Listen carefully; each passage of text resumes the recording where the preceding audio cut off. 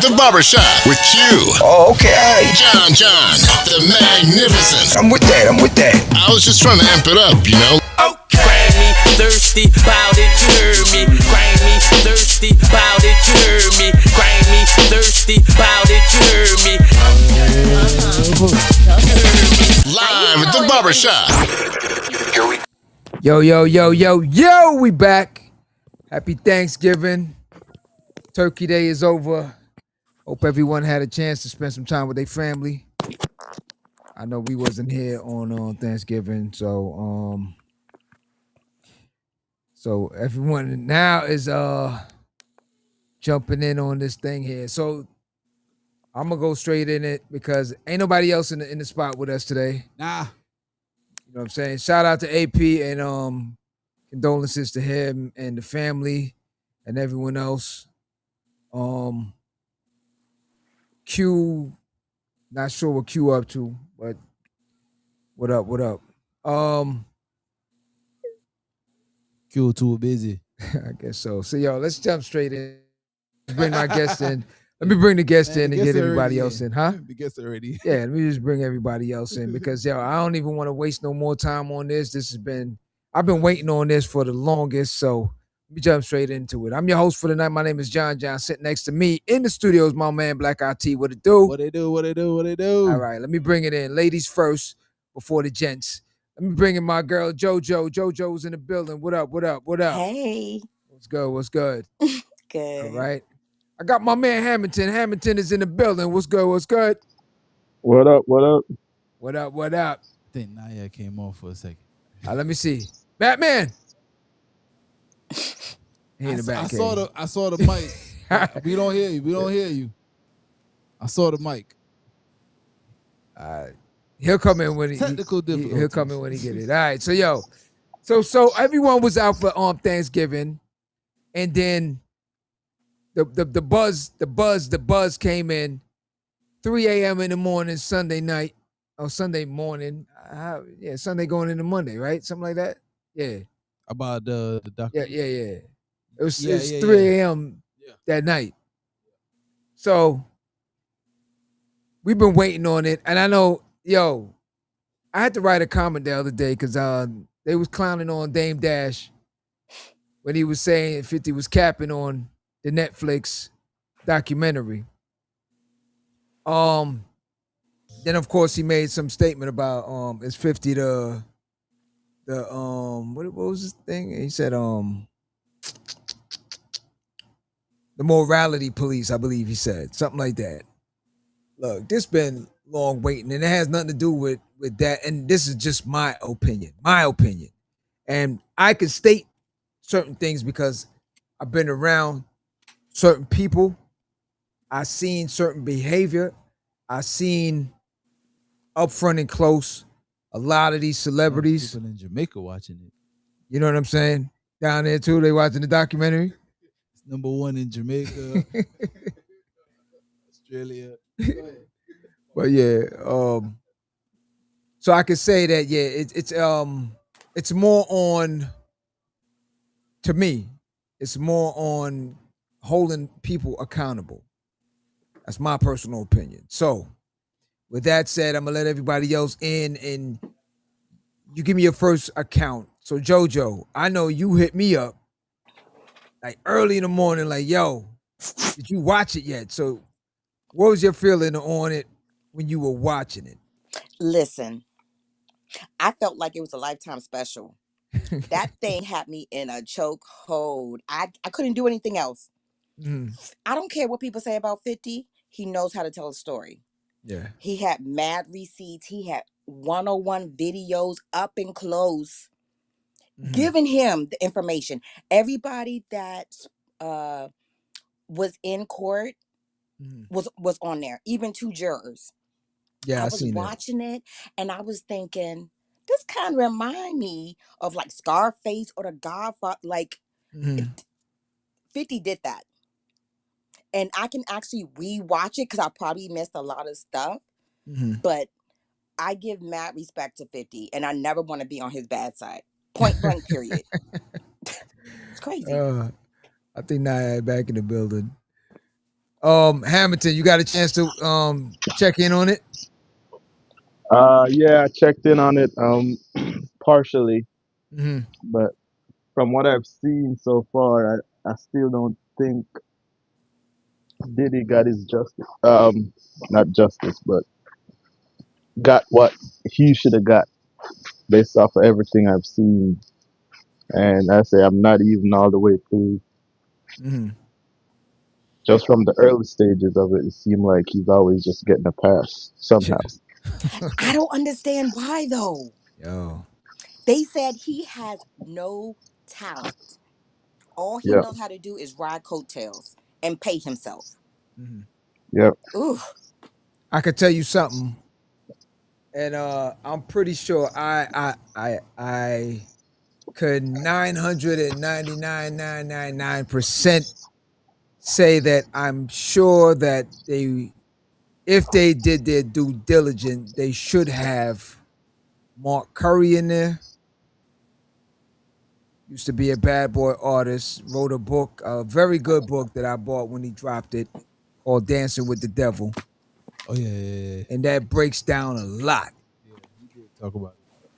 That breaks down a lot. Like, I don't want to burst a bubble for anyone they didn't watch it if he is in it, but if he is in it, I'm just gonna go into his book. So the book breaks down the fact that what Diddy would do is, you as a bad boy artist, he would suggest things to you. Like I would say, Hamilton, yo, next video, let me bring the Porsche or the Bugatti or something. And you're like, oh, yeah, do me that. Yeah. So now when I bring it to the set, they do the video. A couple weeks later, you get an invoice. Mm-hmm. Okay. You look at the invoice, you're like, hey, what's this for? Oh, Diddy said the car's not free for him to bring it here. So you're paying for him to ship it, for him to clean it, for everything. So the artist is yeah. like, hold up. What the? I'm an artist on the label, and you suggested it. I didn't even really want the car in it, but you suggested, let me bring it. So I said, all right, just bring it. I know I have to pay for it now. These are the type of things that you're dealing with. I mean, based Mm-hmm. on what I've seen, he did the same thing with uh, Biggie's funeral. Mm-hmm. That was That one, nasty and yeah, disgusting. that one right there for me, I was like, yo, I didn't get this that man far. should have been in yeah, Oh, Yeah. And he changed John didn't Biggie's get that far, Don't contract matter, y'all. but you too. can tell me. You yeah. can tell me. I didn't get that well, far. well, I don't know, because now off on the radio they were saying that it didn't go like that, but Yeah, that's the No, PR and fuck magic. all that. Yeah. He and did they, The, that. the, and they the, talked He about changed that the too. contract after Biggie died. the Right. guy that was doing his books is in Mm-hmm. the documentary and he Yeah, spoke about it. yeah. Mm-hmm. So I don't know who's They on the did him radio dirty. saying whatnot, but that guy say, yo, after the bills start to come in, did he say, yo, Biggie's gonna have to pay for this film? Yeah, I could believe that. Nasty. I just Yeah. I could couldn't believe that. believe it. And this is your so-called friend? Yeah. Now this is, look. There's something that a lot of a lot of people need to get an understanding, especially new artists, young artists. 'Cause I had a family member that was an artist, and he used to love the bragging boats when he's on these yachts and driving these cars. And I keep explaining to him, like, listen, get a full understanding that these people are not your friends. You understand what I'm saying? Mm-hmm. They're not your friends. 50 said it before. These people are not your friends. It's whatever they can get off of you for the time being. Two different things. This is business.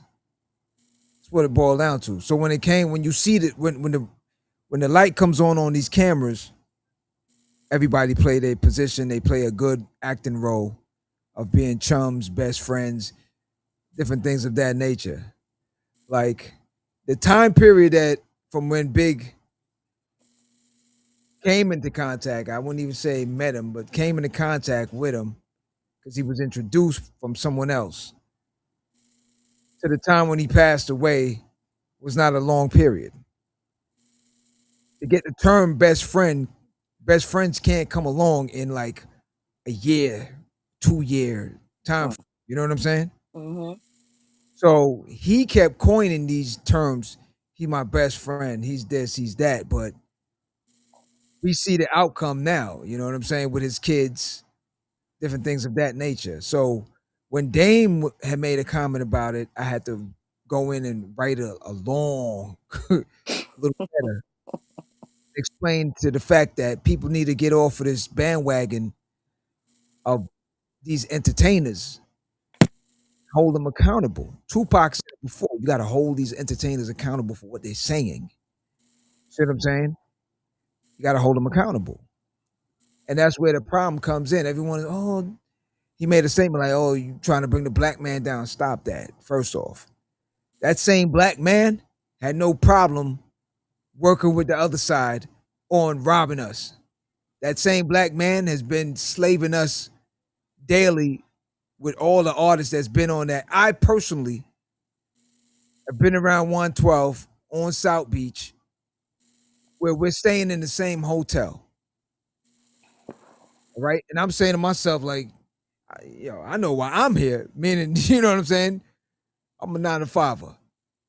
You guys are on chart topping albums and different things like that. Why are you in the same hotel with me? That's why I asked them. And didn't say nothing. It's and they all in the same room. But What?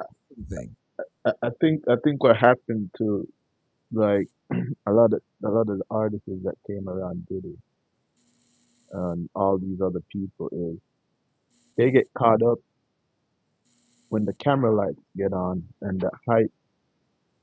So like the stuff that we're not seeing behind the scenes footage that we're hearing about now is actually, I hope like a lot of these young artists will learn from that. Know that when these camera lights come on, stop trying to act out of character. It's gonna end up breaking you in the end. Mhm. Because I think that's what happened with a lot of them. They got caught up in this hype Diddy was putting out, and to hear a lot of them saying, "Yo, I had the number one song, but I wasn't getting paid." How Right. you? Yeah, like it was not Big fact. making no sense to me at all. I'm gonna tell you what it is. So here's the everyone is trying to. All right, so each artist has their own agenda, right? You have some artists that come out, they just want the everything that shines. Then you have the other artists that know that they have that talent. They have something God gave them a gift, and they just trying to get there to just put that out there to the world. They want to say something to the world. These parasites that are record executives and label heads and stuff like that are talentless people, okay? Just that they had the money, and some of them do have the ear for certain things. A lot of them don't. But they control certain things because of the finances. So because of that, now these artists, they'll come in, they don't educate themselves. That's the first thing. They don't read books, they don't ask questions, And they that's rely. Go ahead. that's the problem. Yeah, They they all rely on the same individuals that they're there with. And that's the number one thing over there at Bad Boys too. Like they'll suggest, I just use my lawyer. Or just get such and such to manage you. You gotta understand that's ultimate conflict of interest because there's no way that he can negotiate anything in the best manner for you if he's working for the same person. Like case in point, that's what happened to Shine. Majority of them, big too. The lawyers was on Diddy's payroll. Every one of the artists basically, like the band, same thing. Yeah, Same thing. You get the Mark Pitts of the world, or you get a bunch of them that he'll suggest and say, "Yo, take this one, take that." there's one guy I'm surprised that is not in the documentary, as far as I heard. I didn't get a chance to go through, all the way to 4. But where's Harv? Because somebody's telling me Harv Pierre's not in it, which is surprising. No, I think there was his picture, but I don't. I can't think of him. I can't think of him saying anything in the on the Netflix I thing. mean, well, I didn't. Harv got his own problems. Yeah, I'll be honest that with part. you. He got his own. Harv got his own problems. He got the same Diddy problems, but Hold on, what's that? Harv Pierre, Yeah, because I think he's on a couple of the lawsuits. yeah, Correct? yeah, yeah, yeah, yeah. He's in it, huh? Like, yeah, Harv Pierre, he been with Puff from day one. Been with Puff from. Batman's in the building. Yes, sir. What up? What up? Yeah. Now I will say something. From I'm not gonna lie. It is a well put together documentary. So far from what I've seen, it is a well put together. It does have you spell. You want to see what's going on next, and for a lot of us that have seen a lot of it up close and personal, and have been in a lot of it myself, as far as knowing a lot of the background stuff to it, I will give them kudos. So, my man JM9772, what up? Questions. Many friends and family members of artists warned them about the expenses in record contracts. Do the artists listen to their family and friends? A lot of No, times they don't. No. A lot of times they don't. they see And the I'm gonna tell you fame, they why. see I'm gonna the tell you money, why. they see the girls with half-ass dress, and that's what they want. They don't care about the fine print. Now I'm gonna tell you why, Jay. Cause these executives are no different than pimps. Hmm. So they keep you unfocused. Yo, come on, let's go to the club. Yo, let's go to the studio. Yo, smoke this. Yo, drink that. Yo, here's a shorty. Yo, jump into this whip. Yo, we taking that flight. Meet me over here, meet me over there. So by the time you done doing one thing, they got you on something else. Then when you're unfocused, inebriated, all sorts of stuff is going on. Hey yo, just don't forget to sign that when you get a chance. Right? And you sitting there like sign what? Yo, sign the contract. Or you in the studio with a bunch of your favorite artists. And they say, yo, you got a hook for this? And you say, yeah, yeah, yeah. Let me write that hook real quick. You write the hook real quick. They drop it. Song comes out. You didn't sign no split sheets. You didn't do nothing. Your name is not on the credits. Different things of that nature. You're like, yo, what up? I ain't see my name on it. What you talking about? Yeah, no, remember I wrote the hook on that. I don't remember you writing the hook. Such and such wrote the hook. Nah, I wrote the hook. You sure? Okay, everybody else in the room saying it was him. Huh. And now you sitting there like, oh, nah, I'm telling you. Now you telling the world that. The world is like, yeah, but if you wrote the hook, how come your name ain't on it? And then Jay and Paul and the rest of them saying that, yo, nah, my man D Dot wrote that. So now you asked out on publishing. And that's because everybody was your friend that night when they was in the studio. Everybody's your friend when you was taking a flight. Everybody's your friend until. That's how it normally goes. The family and friends stuff, a lot of times, typically your family and friends, some will try and point you in the right direction. But from my experience with a lot of upcoming artists and people in the business, a lot of your family and friends don't even know the technical portion of the business itself either. So they could just go off of feelings, vibes. But a lot of times they can't tell you nothing about mechanicals, split sheets, royalties, points. They don't know nothing about that. So one thing I did see in there that I wish they went in a little bit further on it or elaborated a little bit more was the fact of him living with Andre Harrell. And I don't know if that really percolated with anyone else with the fact of that, but let me just put it in a different perspective. Can you imagine yourself at the job or at any employment that you even previously was at or anything of that nature, living with that individual? Hell you no. Point blank, no. Uh-uh. know, uh, that Especially was being a just female, I'm not doing it. back Mm-mm. out another one. That was just the most craziest thing I've heard. Now I was around when that happened. I remember that specifically. Give me my man Pap. Pap, what up? Um, okay. Oh, my bad. AP, what up? What up? Uh, I saw Pap. Okay, they want that before they become their girlfriends, and then they'll have your yeah dressing and acting different. Yeah. That's And how you they don't normally even know do it. that it's happening. Yeah, Oh, wear this, wear that, wear yeah, this. You don't even know yeah, because they don't educate themselves. They all care about the limelight and the fame. yeah. And look what happened. That's what most of them said in the in the show.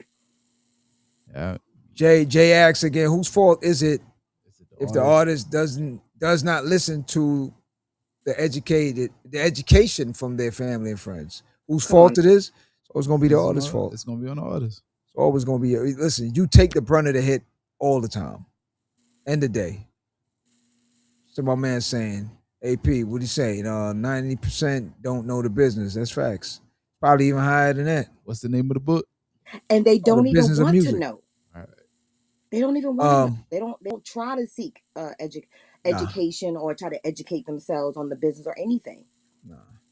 A lot of them don't. Yeah.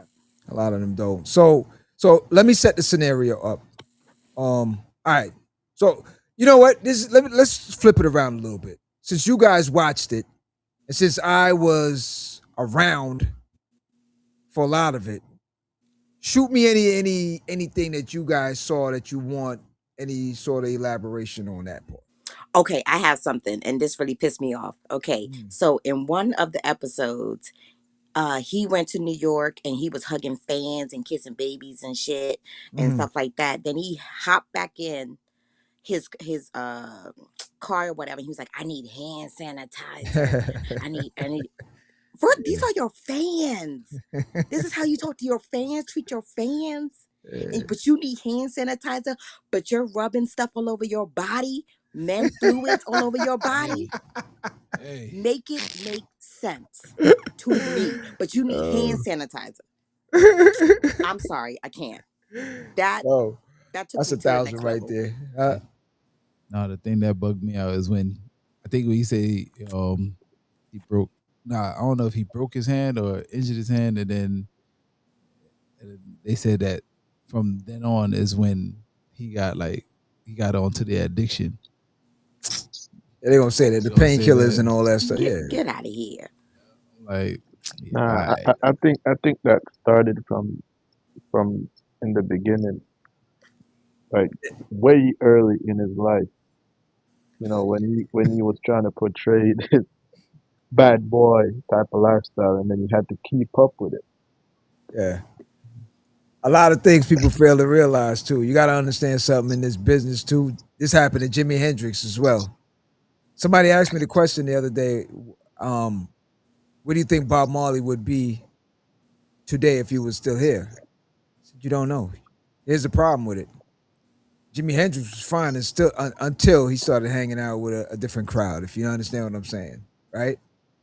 The crowd that like the candies and Mm-hmm. the snowflakes and different things of that nature. You understand? So then Jimmy got hooked. Majority of the artists, that's how it start.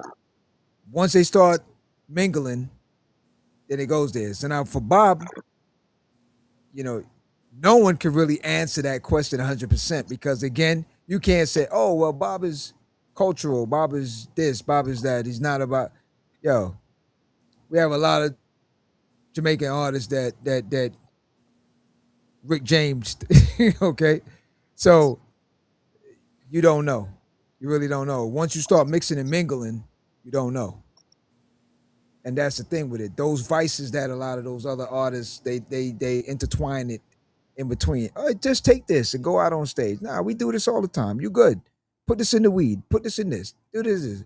So you don't know. You really don't know. Sometime for a lot of the artists, I think sometime for those, they're rare artists that just was put on earth for a time period. Right. And a lot of those are the Tupacs, the Bigs, the Bobs, people of that nature, where it's something mystical about them, and they just had this time frame to be here to serve up certain things, and that it just is what it is. So, Nayad, you got any questions on anything? Nope. Nah, he ain't. Okay.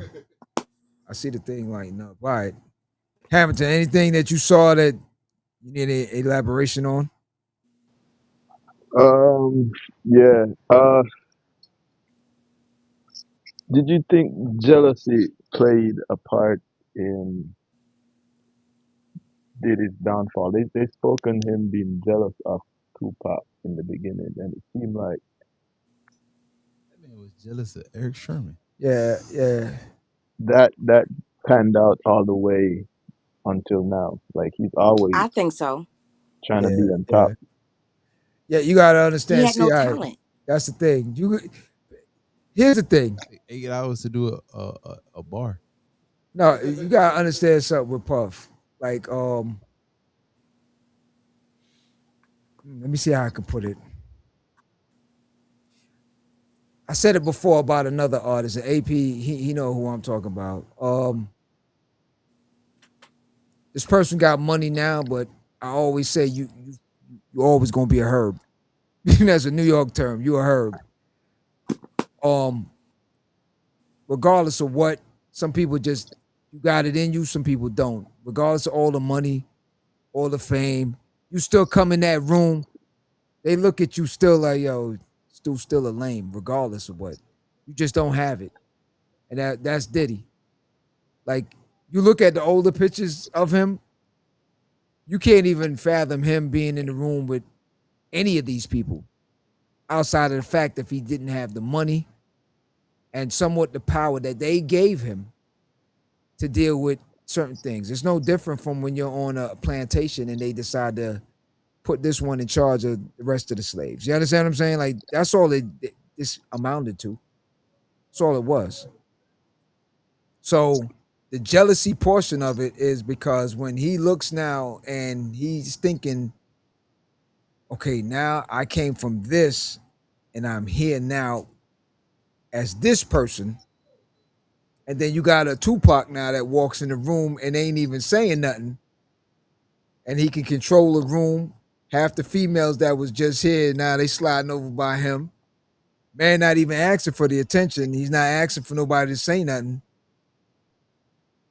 Yeah, it's nothing but jealousy because he's probably sitting there like, yo, what's up? Yo, who this dude? Who's this dude? Why he's so special? So I'm pretty sure, yeah, there was a lot of animosity, jealousy, and different things of that nature. I'm pretty sure on that. Another thing I would say that was alarming is a Uh, lot of people I saw like him to beat up his own mother and stick nobody back said to anything. If you can beat your the mother, beginning of like people's upbringing. Hold on, Hamilton. JoJo has something. Were you saying, JoJo? oh, I was saying so sorry, but I was Go ahead. saying like a lot of people saw him beat the shit out of his mother and did not Mhm. say anything. Right. If you can put your hands on your mother, yo, Yeah, everything is all. Yeah. I'm But trying to tell you. yeah, that again, that creature of I habits. beg your pardon? Creature, That's what I said. creature of habits.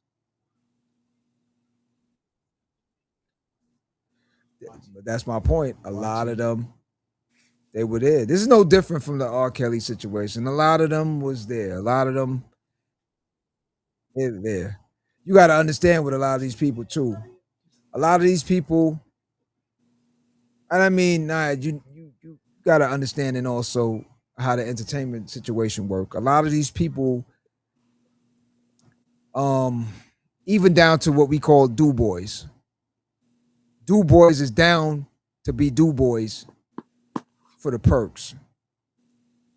You know what I'm saying? Because whatever falls off the table, they still they cool with scrambling for it. And these people at the top, they know that. So anyone at the bottom, they just happy to be here. You see what I'm saying? I work for Bad Boys. You know, but I don't really get a check. You know what I'm saying? That's just like with where Babs from the band, where she was like, "Yeah, I showed my lawyer the contract." He was like, yeah, "The contract is good. You'll be famous, but you ain't gonna be rich." And she was like, "All right, we decided." Yeah. They signed it. But see, as a lawyer, he shouldn't even say the contract is good. Okay. He was just letting her know, like, yeah, you can be famous off of this, okay, but you're not gonna see nothing. Cause see, a lot of them feel like, yo, they just want that opportunity. They want to get out the hood. They want to buy their moms a house. They did all that. It's never really gonna happen. But he knew who he could pick on though, and who he can let that stuff slide. Nah, he picked on everybody. But the only person he couldn't get to was Suge. All right, so let's. I think Hamilton started speaking on it. You say something about in the beginning portion of it. Episode 1. No, the beginning portion of Diddy's life, basically. Okay, when he was a kid. When he was a kid. Okay. So I think a lot of that helped form who he is now. Yeah. You can kind of put it in perspective if anyone saw that old movie with Jim Carrey, the Cable Guy. Cable Guy. I think it's similar things like that. So he takes pieces, and forms this identity. See what I'm saying? And just like in was it Family Matter when Urkel had the Stefan personality, I think that's the same thing.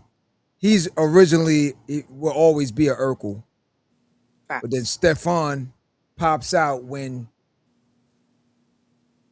certain people are around. If it comes down to who got more money, who could shut somebody down, different things of that nature. But you can only be that way when you know you got the backing.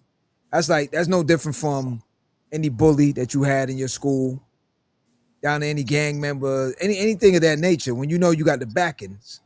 But now, if you my thing is from the get go, it seemed like he had that backing. As a child? Well, yeah, that's true. His mom's already done put him in fur coat and all that growing up. Well, see, you gotta understand though.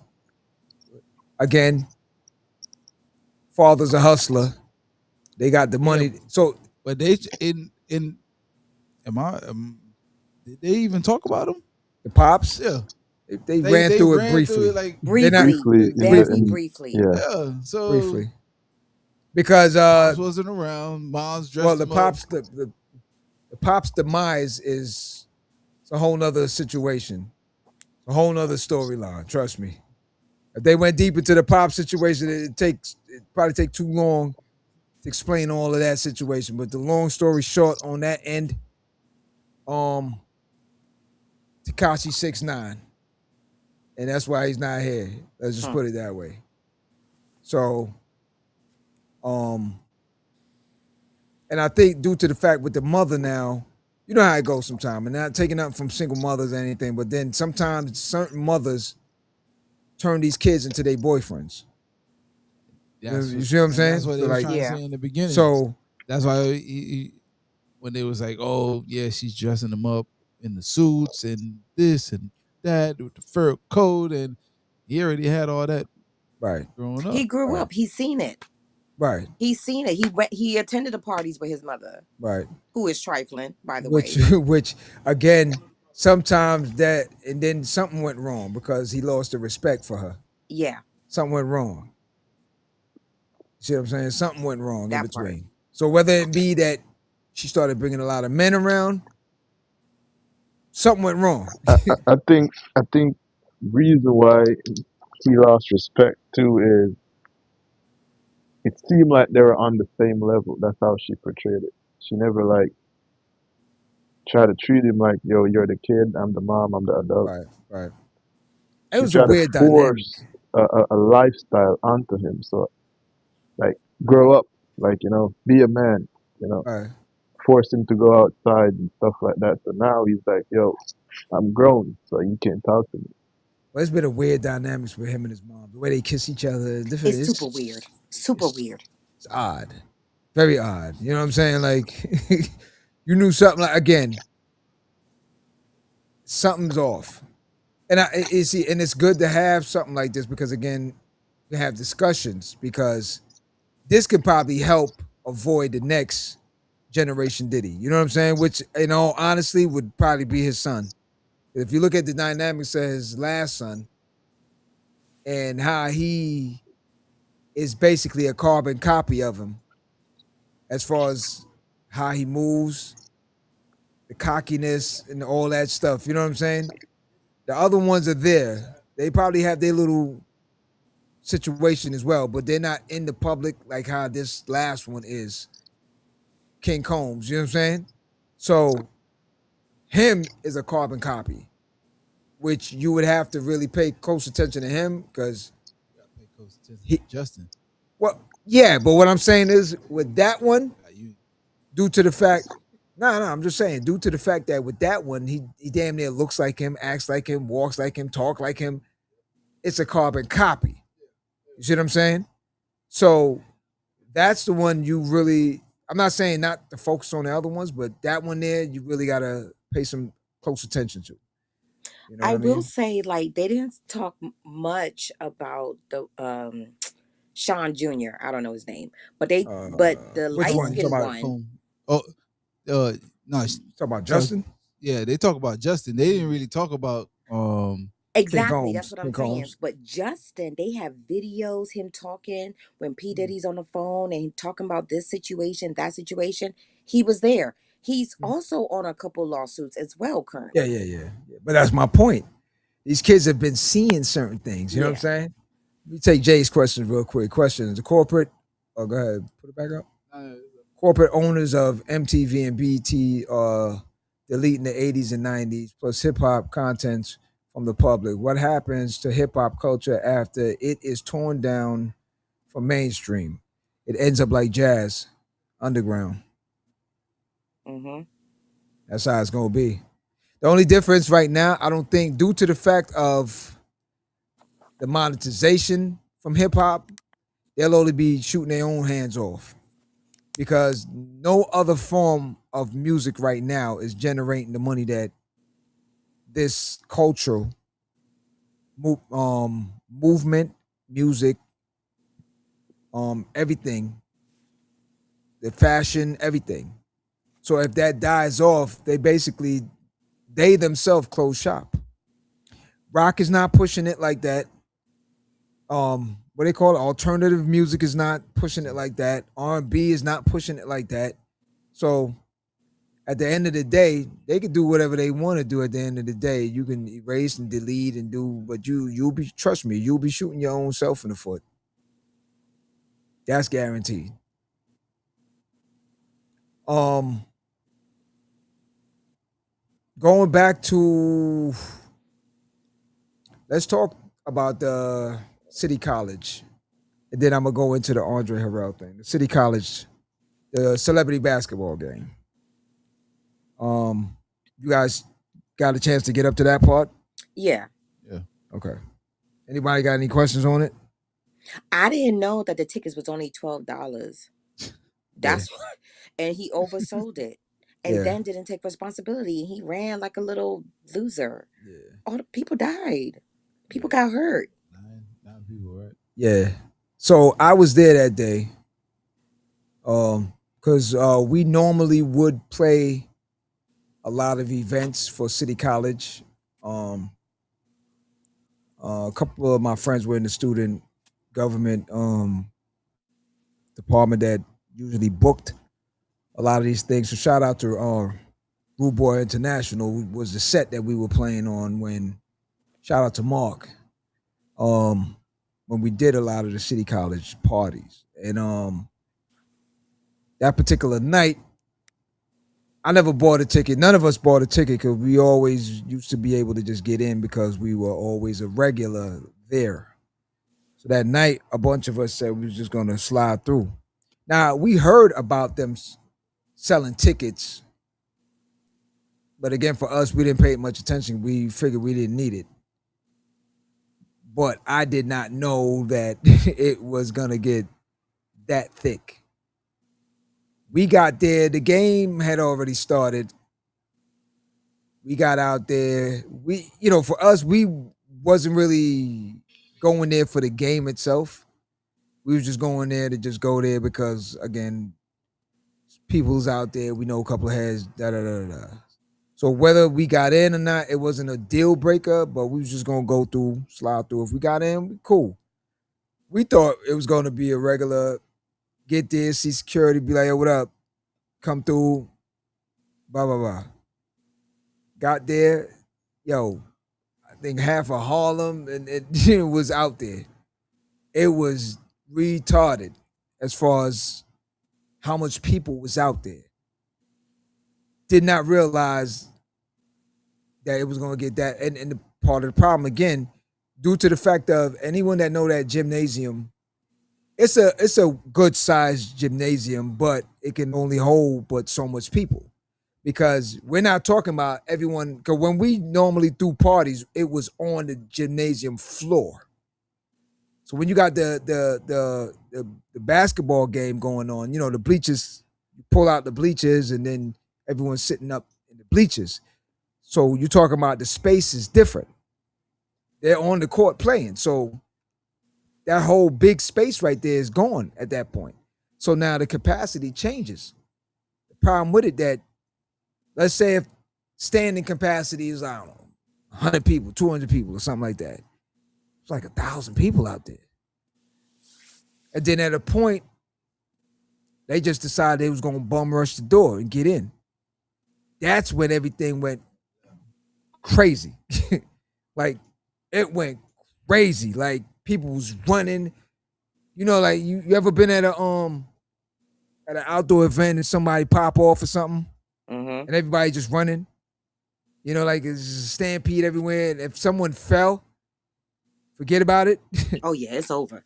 Yes, I've seen that more than once. And that's what happened that night.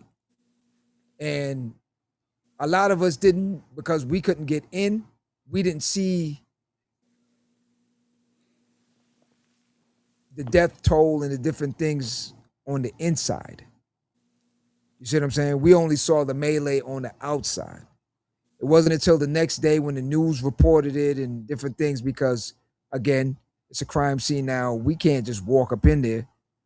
So we're seeing and hearing about it the following day. And mind you, we're talking about the 90s. We didn't have cell phones and all these different things like now. You know what I'm saying? So you just had the word of mouth on the street or newspapers, the news and stuff like that. So following days when we heard what happened on the inside. Took him a while before he came around. He was basically in hiding. And Heavy D at the time, because he was the main headliner, he took the brunt of it. And I don't know if anyone paid attention to a lot of the different things, but on the flyers, he always made his name prominent on the flyers. You know what I'm saying? His name on the flyers, because that's his come up. But when this happened now, he was Ghost. You know what I'm saying? Ghost. And it wasn't until when it was going to look sticky for him, he had to finally come out. When he came out, of course, the PR session gets in and they dress him up and the whole shebang. But I don't even know. I'm trying to remember in my memory bank if any of the families even got compensated. I don't to be honest with you, I don't think so. And if they did, it was probably something small. Because I after he started the Bad Boy label, nothing of that or any restitution or anything of that to my memory ever was spoken on. And if No, anyone knows, go ahead. they didn't. I don't. They don't. I don't, I'm sorry. They didn't talk about that part in the show, but I know there was another documentary they did talk about, but I can't remember if they got any money from that. I don't, same here. me personally, I don't remember them getting anything, Yeah. to be honest with you, because I mean, at the time, he really didn't have nothing to give. You see what I'm saying? So if they did do something, it was probably more towards Heavy D that probably had to pay. And if I remember right, I do believe Heavy D did compensate to a certain degree, if I remember right. My memory's serving me right. Because again, he was the headline, he was the bigger artist and stuff. Nobody didn't really know, Puff Heavy like that. He was coming up. And he didn't have the bread like that. So, but again, once he started Bad Boys, again, due to the fact of who you're surrounding yourself with, these are the things now where you find that when you look on a label, what is that? Not yet. Oh, you want to speak? Oh.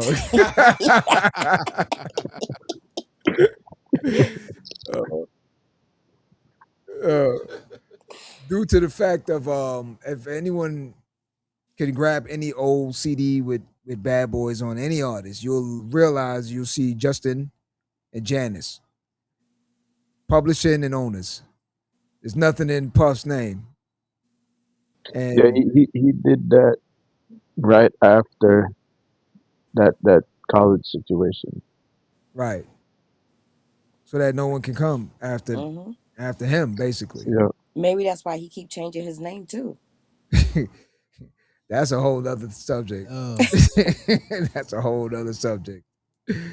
So what I did find, and again, when we talk about the leech portion of things, so I'm going to touch into the fact of him leaving Howard, now working at Uptown, started as an intern, then gradually went on to A&R, then gradually went on to head A&R, which is VP of A&R and stuff like that, which is the time frame is like so unheard of for any artist, for any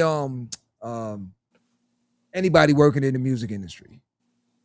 All right, like they tell you gonna clean floors, you gonna do toilets and all this other stuff before you get to that level. So now he's there. He meets Andre Harrell. Um, moves in with Audrey Harrell. Okay, if you look at a lot of the photos, he's hugged up on Audrey Harrell a lot. Too Okay, much. mentor. a lot, and you got to understand the dynamics of it because at one point Andre Harrell has Puff as a do boy. He'll give me some coffee and don't forget my dry cleaning and blah blah blah stuff like that, right? So some form of animosity is slowly building. And again, that's because you're still at the bottom of the totem pole. At some point, word got out, he's living with Audrey. It's like, word. That's weird. you know, that's very weird. You know what I mean? So then down the line, word comes around, yo, Puff destroyed this man's crib, breaking things. They got into an argument. So now everybody's like, yo, oh, he out of there. Nah, Puff come back. He at work, chilling. Okay, good. That made everybody look now like, yo, what's going on here? Because you imagine you at, I don't know, Russell Simmons and you start kicking over his little feng shui and stuff, whatever. Yo, you out of there. This man come to work. He good. But it wasn't until the pressure started pushing on Andre where it's like people are questioning things and saying, yo, what's good with this? It got to the point, and then Puffy's arrogance. There's a lot of things that built up to the final part. But the one thing I will say that they did educate me on that I did not know, because prior to this documentary, it was always stated that kind of like he found Big after the Uptown situation. In this documentary, it's putting it out that Big was signed originally to Uptown, Yep. which I never knew because it was never stated like that from back then. It was always that Mandy C and them from Source Magazine and all that. All right, hold up. From the unsigned hype situation, had got in contact with Puff and on and on and on and stuff like that. So Howie, what up, Howie? Do you think Diddy being forced to sit for a while, is it what? Universe attempting to save his life. It's karma. Yeah, I more think it's more karma than universe. I think it's more because it's there's really no life threatening situation aside from the people above him, which is the ones that he thought was his saviors. Those are the ones why he's sitting in that cell right now. All his celebrity friends. So I think more of it is some form of karma that he's still skating on because he got away light. He got away for all the people he damaged. Still got away light. Still got away light. Yeah, how we throw some more questions. So now him going now, getting fired from Uptown. Oh, let me back up a little bit. Also, going from intern A&R and then getting put on to have what would become some of the major artists as far as the Jodeci's, the Mary J. Blige, the Father MCs, Christopher Williams, all these different artists that he's overseeing. People that was there before him didn't get that shot. That's another thing people got to pay attention to. That's not. Oh, he's just so talented, and no, it's not just But they that. said that though in the thing. They said they'd never seen somebody move up the ladder so quickly. That it does not happen. I know a lot of heads. Yo, I could tell you point blank. Point blank. All right. Oh man, I just lost my man's name. From Violators. AP, help me with that. Chris. I don't know why I'm losing my mind right now. Chris Lighty. All right. Chris Lighty is a perfect example. Talented. Love Chris to death. Talented. Chris didn't just no. Chris worked his way through. Okay? Worked his way. So that's what I'm saying. It's unheard of for that to happen in that short period, and then you get top, and then you go from there to VP. Right. Like, nah, come on, man. Stop it. Stop it. Then when you get fired, you get rewarded with a label. On top of that, your label that fired you gave you an artist that they had already signed. They spent money on that artist, putting together an album, and they say, you know what, we're just gonna give you him. It's like, yeah, nah. Come on, trust me, there's something in between the mix. Maybe then now you go to Clive Davis and he reward you. No real track record. Some may say, oh yeah, but he did Jodeci. Yo, stop. Wait a minute. Hold up. You got to understand something. You have Albie Shaw and a lot of other producers that were there working with a lot of these people in the mix, okay, that didn't get the credit. Everyone wants to make it seem like Puff did it. You got to understand something too. When you're hearing all these remixes and everything, people don't understand the backstory to this. This dude would be at a lot of these mixtape DJ dudes' cribs. You got the doo-wops. You got Hollywood. You got Buddha Barber. You got a bunch of heads that was around back in the days that was doing what they call blend tapes. Blend tapes. Blend tapes, they blend in R&B with hip-hop. So when you hear a Real Love remix or when you hear a Jodeci, Come Talk to Me and all this, this ain't somebody that just like, oh, damn. You sat there. They mentioned the name of a DJ in that same thing that was making those mix. Like how you just who they mentioned? I forgot the name of it. But go back. I could tell you point blank, he used to be over at Doo-Wop House a lot. Okay? Point blank. And a lot of times it'd be like, yo, let me borrow these records. I'm gonna bring them back. Okay? Because a lot of the DJs didn't get the credit for saying that, well, I got the idea from Doo-Wop or Buddha Barber, I Hollywood. think it was Buddha Baba. You know what I'm saying? Buddha Barber was heavy on that. Hollywood was heavy on that. Doo-Wop was heavy on that. Tony Touch. There's a lot of DJs that was out there that was doing it, digging in the crates. I think it was You know what I'm Buddha saying? Baba who they mentioned. It's a lot of heads that was doing a lot of these different things. This didn't. Oh, it's probably back then. Probably Brucey B probably done. Brucey B and one of them heads, them older heads too. Yeah, they did You know what I'm mention saying? saying like how you was just saying like he would go to Somebody crib. somebody crib Telling you. and you know, like he said, oh, he changed up Jodeci, how they look, and wearing the Yo. boots, and People don't realize something. I'm telling you how to do work. You throw my idea, you going with it. That's what a lot of them do. That's why you got to be careful around a lot of them, because they got the resources to make it happen much faster than you. Much faster. So again, they put the narrative out there that this is the dude that I'm not gonna take nothing from him either. It's not like he's not a worker. But his agenda is a little bit different, and that's why his drive is so hard. Because he wants to be at the top much faster in a shorter time period. So he's down to do whatever it takes. And I mean whatever it takes. You see what I'm saying? For the United States So- of America.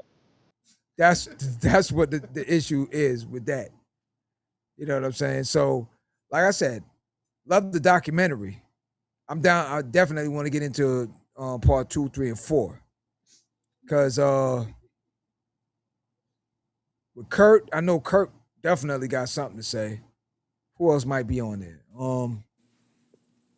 Probably some artists. I'm Yeah, surprised 112 of them ain't. yeah, 112. They didn't say nothing. It was more. G Dep shouldn't even. See, somebody asked a question. I think it was somebody asked a question before about artists and stuff like that, and them not learning and stuff. G Dep is a perfect example for that. You got robbed when you were on the label before you got incarcerated, right? You spent years, 10 years or something like that? Like that, yeah. Something like that. He got out, came out and said he wouldn't mind getting signed back to Bad. Tell me now.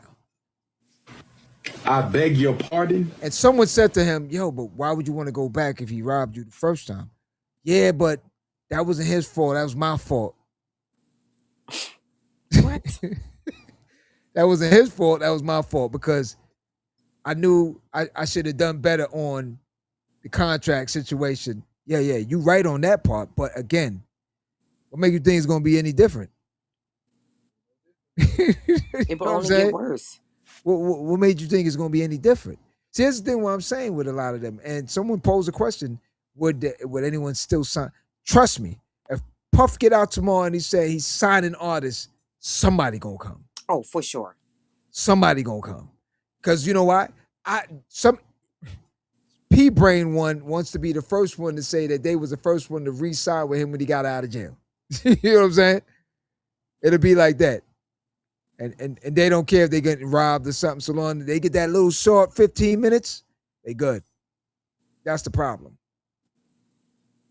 Yeah, because you know what's gonna happen, with all this bad that's been shown in this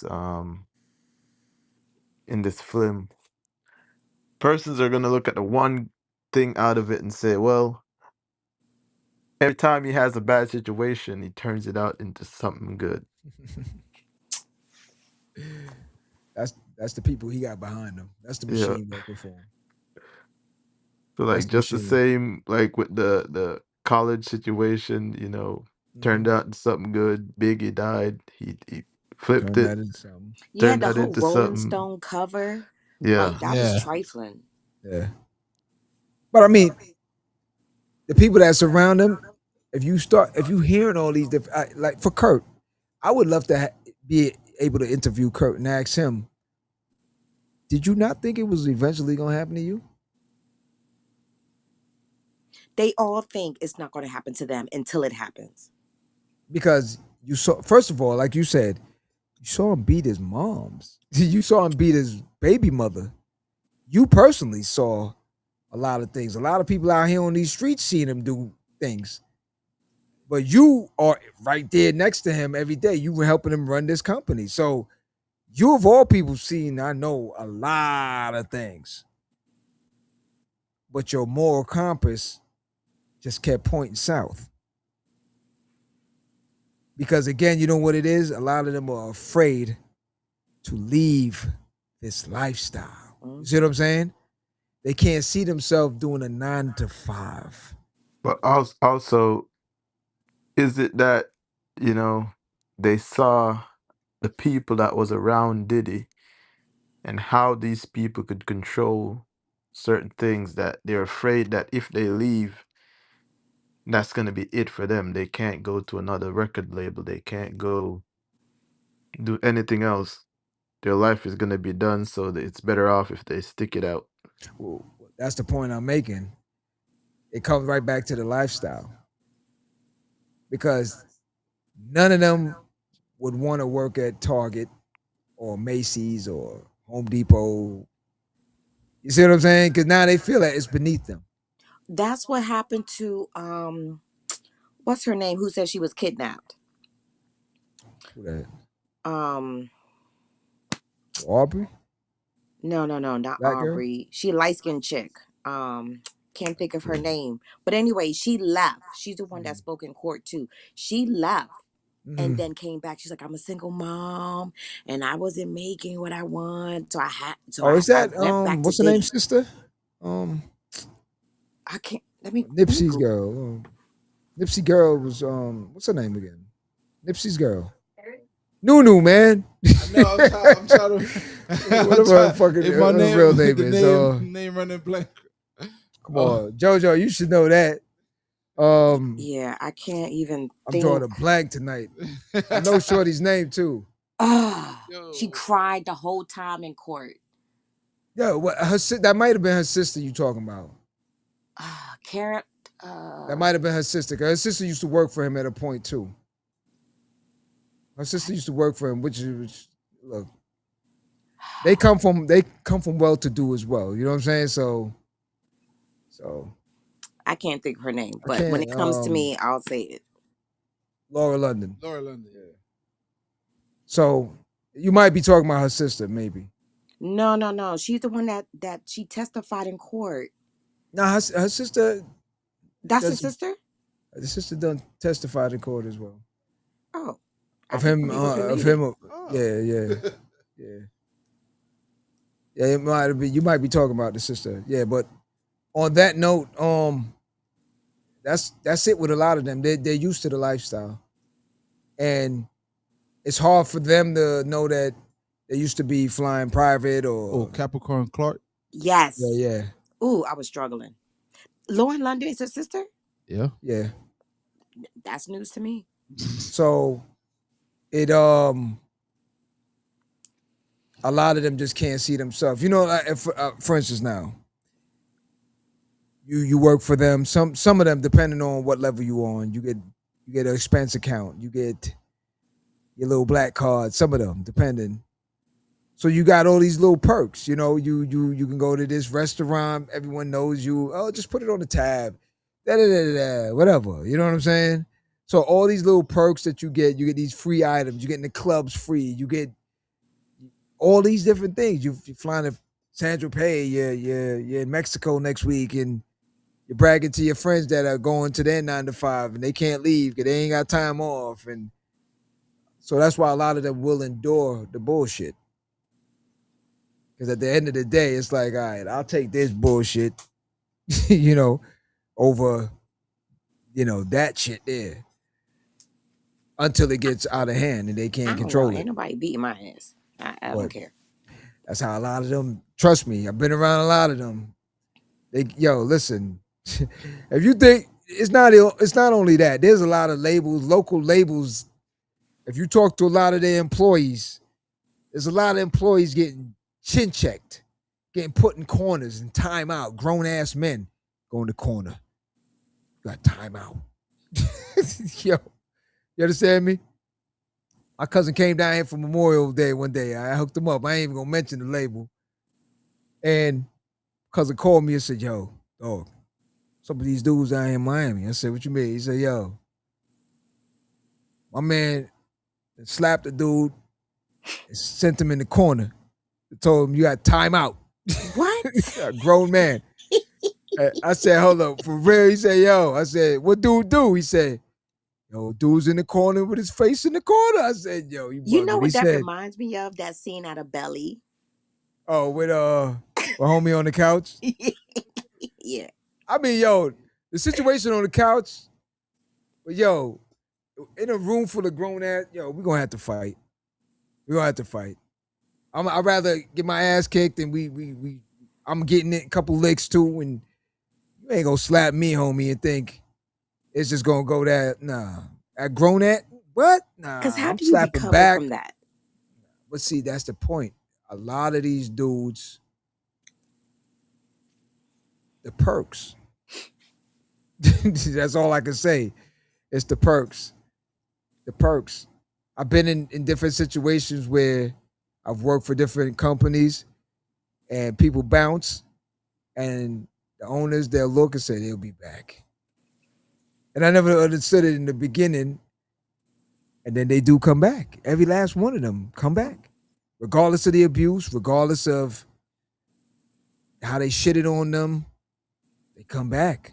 Because due to the fact they're in the public eye, it is hard for them as a public figure to go now and say, welcome to McDonald's. May I take your order, please? And somebody recognize them and say, yo, hold up.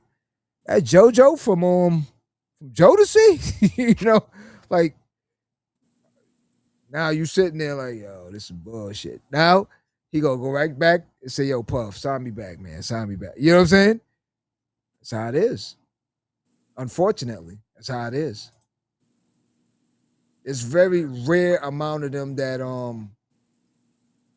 make it out and just are comfortable in the 9 to 5. A lot of them, they just can't see it. They're struggling and they're trying to always stay 1 foot in the entertainment portion of things because that's how they're looking at it. Like, yo, this is my bread and butter. Somewhere or another, I gotta keep eating somewhat good. I can't do the 9 to 5. Somebody told me before 9 to 5 is for suckers. Okay. Yeah. An entertainer told me that before. 9 to 5 is for suckers. Okay. So, and what he doing now? 9 to 5. Okay. Babe, Gotta humble yourself. Go what's ahead. her name? Baby girl from Jesus. Black comedian dude had a show. Black comedian dude. It's a lot of black comedians. He had a show on TV. Bernie Mac. Oh, okay. Yeah. There's a lot of comedians that had shows on TV. Black ones too. Yeah, no, I was trying to see if you pull a name out of the hat. Bernie Mac, that little girl. Yeah. Yeah, she did an interview with I think All the dial. Yeah. yeah, and she was talking about that she having to do a 95 and she was cool with it, but she did say at times it was tough. Like, one time somebody came in and like started trying to take pictures and say, "Oh, what happened to you? Where all that money went?" and shit like that. I could understand because a couple of them, the guy from the Cosby Show that played Vanessa Huxtable's husband. He was one. He had to do a 9 to 5. I think he was working at a mall or something. Nah, I think he was working at Target. Walmart or Target something. or something. Target or Walmart. Something. One of them. And people bothering the man. What you bothering the man for? Yo, the man eating. He cool. But it's according to how some of them handle the situation. And then, again, some people, if you got tough skin, you can handle it. You know what I mean? If it was like a DMX somebody, he would already, what? so what? I'm working here. So what? You know what I'm saying? Yeah. They would have been like, all right, no problem. But the ones that want to run away from it and this and that, take it up close to personal. Let them know, like, yo, homie, man, 9 to 5. So what? And then I'm feeding my family. What to do? But a lot of them, due to the fact that they just cannot see themselves in that space, and because of that, the label people, they look at it like, yo, you'll be back. If you're not back, there'll be another one like you. So that the wheel just keep rotating, the doors keep coming open and closed, the same thing. It just keep revolving. And that's how this industry is forever. You're gonna hear about the Dorothy Dandridge. You're gonna hear about the Puffs. You're gonna hear about whoever. It's just gonna keep. This is not gonna end. Sam Cooke. You can name it. Otis Redding. You can name it on and on and on. It's never gonna end because the only way this will end is if, again, say for instance, hypothetically, if Puff took the knowledge that he got from these same individuals, because again, this is not something. This is something that someone taught this man. You see what I'm saying? This is not something that he just woke up and he became the biggest executive and the biggest music mogul. No, they made him that. They made him that. You understand? So people got to understand, if he took that knowledge and he actually put back in his own community and did things, not these little charity shit that they do, and I hate when people say, yeah, but he gave back. If you don't understand how these people really tick, you don't understand how it works. The charity portion of things and all these different things, a lot of these shits is PR stunts. That's it. Some of them, yeah, the tax write-off is definitely, but the It's PR stunt is to it's play with the mostly heart. the PR stunt. Because if you go all the way back to early days of Rockefeller, he's the one who kind of brought that in. Listen, they know how to play your strings. They know how to pluck them strings on your heart. So when you come in, yo, what's up? I'm donating to this university and I'm doing this to this. Something's coming around. You know what I'm saying? Something's coming around. Either somebody's getting ready to start voting, or somebody's trying to become something, or some shit is going to get ready to go down, and they want you to support it. A lot of them are not genuinely just out there. The ones that you've seen that is genuinely just out there is the DMX, the Tupacs, the Ice Cubes, and these people you've seen in these neighborhoods. No cameras. They say many a times you just be in a basement, you see Tupac in a party. No cameras. Ice Cube build schools. A lot of y'all don't even know that. You know what I'm saying? Been building schools since the 90s.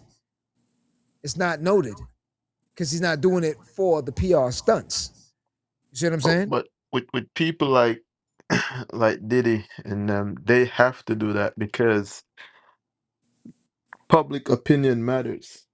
Yeah, for them. The Even because narcissist. yeah, because even when they go into court, it plays a part into it. You know what I mean? Shit, you look at the court case, tons of people outside holding up placards saying he's innocent.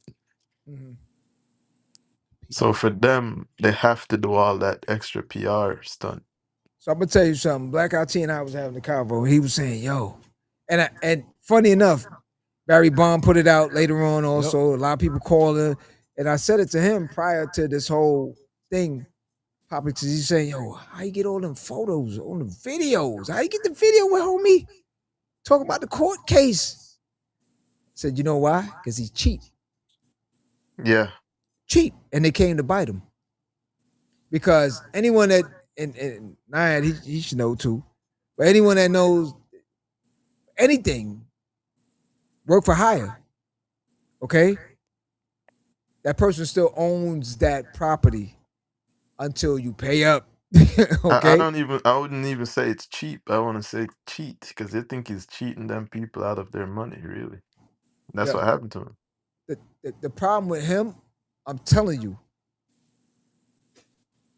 if it came down, if it's something that he wants or something that's gonna get something, whether he's trying to impress somebody or something, he'll spend it. But if it's something where he looks at a bill and he's saying, yo, why the bill for $5,000 for just shooting video? And you looking like, what? My man, you spent like 100,000 yesterday on a car. You know what I'm saying? Like, what you worrying about 5,000 for? You spent that the other day in a restaurant.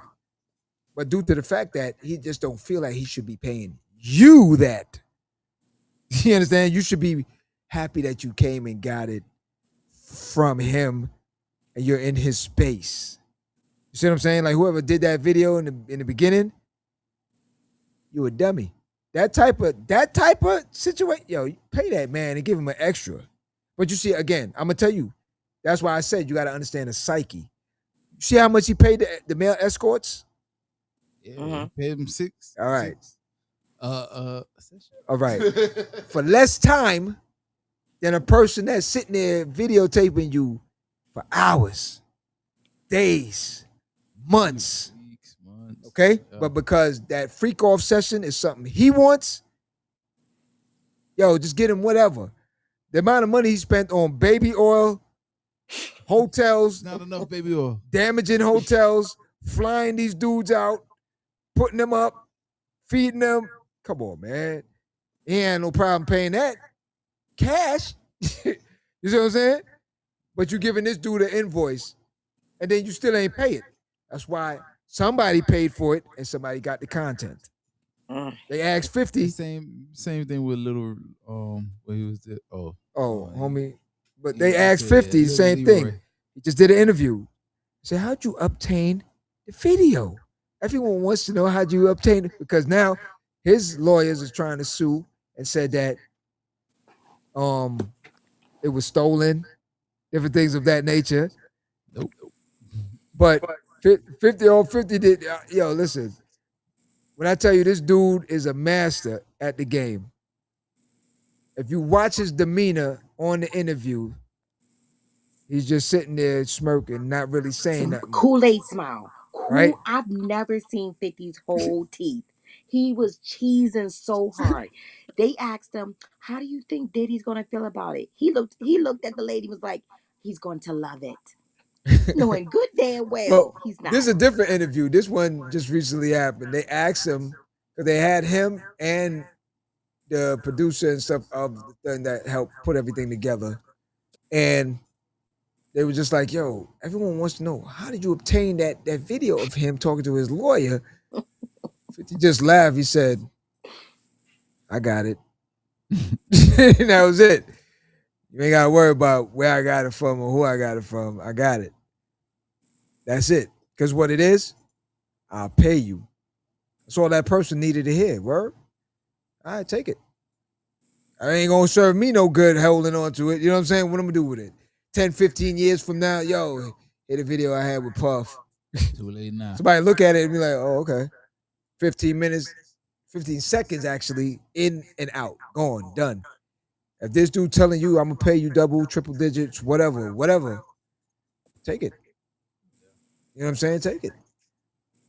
So between that and I believe like Tim Dog, Kurt, and all the rest of them, it's probably where he got majority of the old photos and stuff as well too. You know, I don't know. I think again, great documentary. I would suggest anybody that didn't watch it to go and watch it. To me, I don't see it as him beating down on another black man or anything of that nature. I don't get none of that from it. I get it's accountability and it's a wake up call. I believe it's everything because 50 was playing the long game because you know with Diddy, He always playing you the know, long game. trying to get at 50 with his baby mother and stuff like that. Oh, 50 got the ultimate win right now.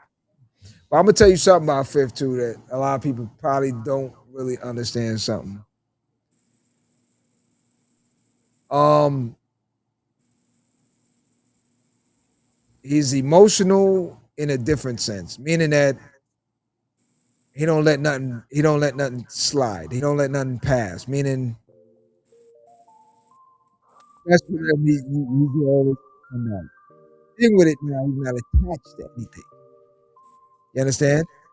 The good part about it is that he knows where he's coming from. He knows where he's going, and he doesn't have a problem if he had to go back to where he came from. He's not. His aim is not to go back. But if he had to, he still kept that mentality. That's the survival mode that's keeping him where he's at right now. Because whether he's in the boardroom or whether he's out on tour or in the streets or talking to somebody, it's the same mentality. He just know how to articulate himself different when he's in the boardroom amongst other people that's dealing with the capital. That's where a lot of them need to start learning that situation to understand how to maneuver. And again, 50 pounds of law. You know what I'm saying? People got to understand he plays by that rule book to the T. It's not just something that they just put together or no. They play that game to the T. And he's never going to really let you see his full hand straight up and down. That's just street tactics to begin with 101. So if you get a full understanding of how that moves, then you will understand the person that you're up against and know how to maneuver around him. He sees certain things, trust me, you good to go with him. If you see certain other things, you out of here. And when it comes to the baby mother situation, he ain't got no problem letting that go. No problem at all, because he already know, like, yo, it's just, look, if he can feel a certain way about his own flesh and blood, it's his son. Because his son did some trifle situations. Then he ain't got no problem letting go a little shorty. You understand me? Trust me. Many more shorties to come. And he knows that, so he ain't worrying about that part of it. So trust me. It's not more of a vindictive situation, it's more of a strategic situation on Battleship. You might have thought you won this part, but you know, what they say, you won the war, but I won the battle or something like that. That's what you might have won the war, but I won the battle or something to that effect. Vice versa. You know what I'm saying? So it's the battle, but I won the war. Or something like that. You know what I mean? So that's what it's mainly about with him. And again, it's the fact of him knocking it out the park again. So it's a win-win-win-win. If the aim was to crush homie or to let the cat out the bag of the individual who he really is, he succeeded with that. If the aim was to finally get that documentary out, he succeeded with that. If it's the aim to crack some record again, he did that. If it's the aim to put out good content like Power and all the different series, he succeeded with that. He did the ABC, the ABC special. I don't. It's not a docuseries. The one with the dude that got locked up. ABC, his first televised like television show, knocked that out the box. So again, it's just him saying, "Okay, I'm gonna prove again that I can do this." And just keep doing it and doing it and doing it. So Shreveport, they ain't gonna have no problem. They ain't gonna have no problem. And everybody that's seen this happen, now Diddy and them is threatening about suing, and Netflix already anticipated that. Trust that. So they got their legal team ready. They ain't worried about that. Them numbers is out the roof. That's all they worrying about. Catch me if you can. You know what I'm saying? So to everyone else, in closing now, anyone have any, first of all, let me talk to all my peoples out there. Yo, put my man and them back up.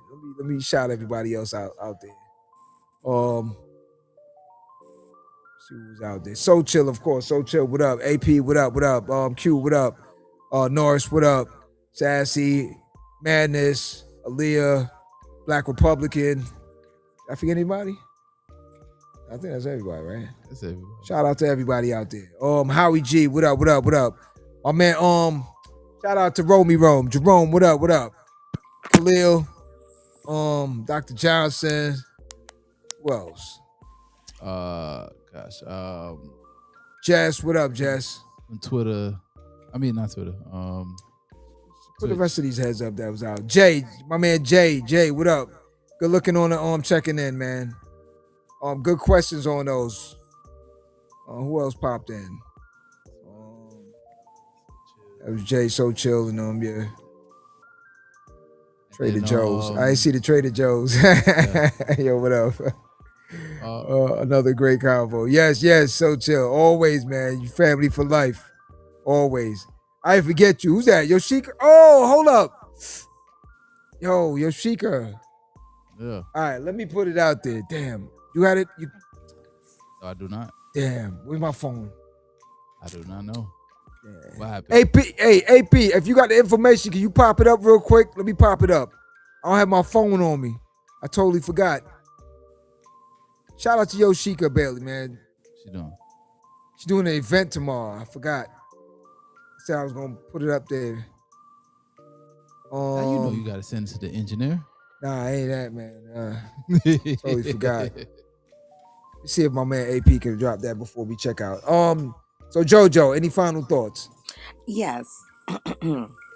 Okay, so at the end of the fourth episode, where they like do like all the people have their final words, Uh-huh. a lot of those people are still hurt. Yeah. And I don't know, I kind of really felt some type of way. One guy was actually crying, like they are still hurt. The guy, a guy victim, yeah. No, not a guy victim. Oh. One of his associates. Okay. he had like 20-25% of. Oh, bad Kurt. blood. Kurt. That's Kurt. Still hurt. That's who you was talking about? Still hurt, and I Yeah. felt it. You said light skin. He ain't light skin. No, Chris he Lighty. He was Nah. dark skin. He was brown skin. You said no. Kurt Burt. No, you was talking about Harper. Yeah, I forget it. All right, go ahead. Yeah, Kurt. Yeah, he had like was, a black and white beard. he's- Anyway, he's the one that basically ran Bad Boys. Yeah. right. He is still hurt, and you felt it. Yeah, well, remember him and Kurt coming from young days. Yeah, To see but I somebody feel turn like on you like that, you know? exactly. But I feel like there's still more to the story. Like I feel like 50's gonna add more episodes. I would hope so. I would hope so. I would definitely hope so. I mean, yeah, for Kurt, I could understand fully because, like I said, it's like you raising a child and then the kid turns on you. You know what I'm saying? Like, so I definitely understand that you can't live that down. And then again, to know that you put in all the sweat equity and then somebody's going strong arm you out of it. You know what I'm saying? Yeah, they said the 50 came with a baseball bat and the contract and told him that you need to sign it. Yo, let me tell you something. He gonna have to break me up, break my fingers in the whole night because I still can't sign it. You understand what I'm saying? Like, right. Yo, you gotta just maneuver and understand. Like, yo, homie, do what you gotta do. I'm not signing. Break every bone. It doesn't matter because at the end of the day, you break the fingers. It still can't sign. And if you force my hand to sign it, it ain't gonna look right. So we gonna be here all night. Do what you do. Do what you do. But make sure I don't walk out this room because I'm telling you, I catch you anywhere, it's the same thing gonna go down. But they know who they messing with certain people. Right. That's what it is. Kurt ain't that. He ain't that type. You see what I'm saying? So he know people. Don't get it twisted. He know people, but at the end of the day, you yourself, that ain't your makeup. Yeah, he seemed like he's just a simple. Yeah, simple that type ain't of dude, that ain't his makeup. Now, can he make a phone call? Yeah. I think anybody on this planet, if you got the right money or you know certain things, you can make any phone calls and make something happen. But you yourself, that's why you see with Puff, you always got somebody with him to do it. You got to understand that. You bringing bodyguards and all these people, like, what's up with all that, homie? No cheerleaders, me and you, that's it. But you're never gonna really see that because he ain't about that either. He about that now because he been running his mouth and he got backers and bodyguards and thugs on salary and all that. So that's why he